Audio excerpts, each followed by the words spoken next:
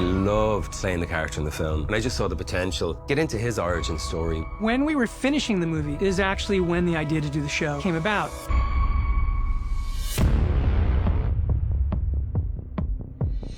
The idea that Colin always understood is that he would have a certain size role in the movie, and then I really wanted to build that story out.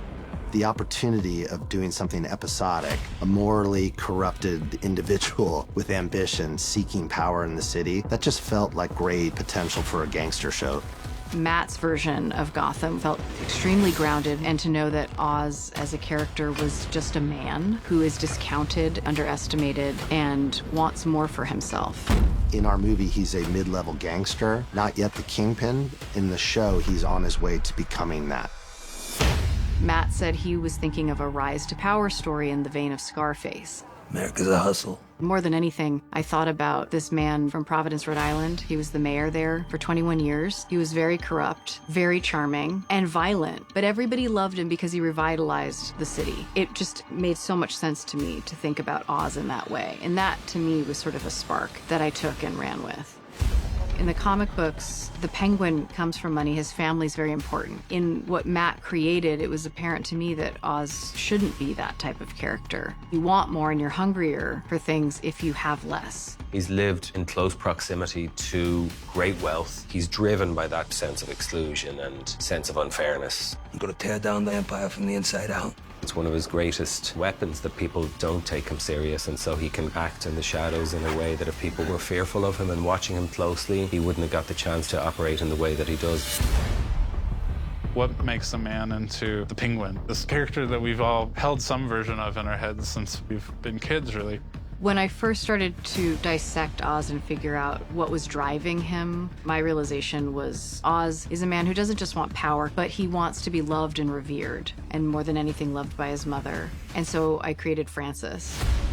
You promised me, Oswald, I deserve a better life. I'm working on it. That's why Oz is the way he is because of her.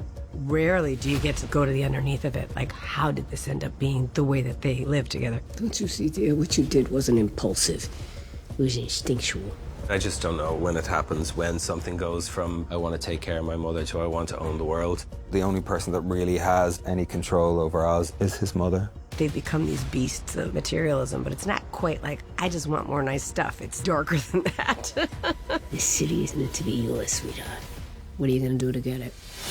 I always wanted to create Victor. I wanted Oz to have a mentee. I got ambition. I can help you. Certain people like the Falcones would see Oz as less than, but a kid like Victor, in the place that he is, would see Oz as a god. And Oz likes that. In the face of Victor's impotence, Oz feels powerful. It feels good to him to have an underling, to have somebody who's so clearly beneath him and so clearly afraid of him and so clearly has an element of reverence. Oz gives him a chance to not only be able to make some money, but to feel important, to feel like you're making moves. He finally has a chance to be something. Feel alive, Vic, huh? Feel a heart beating? All of the emotional undercurrents, all of the psychology, that is the delicious thing that you get to do by having more time than you would have in a film. He does things you want to think you'd never do. By understanding him, we can see ourselves in him. I want you to relate and empathize with him in moments, but also be equally repelled. You don't have to like him. You shouldn't like him, maybe, but you want to watch this guy.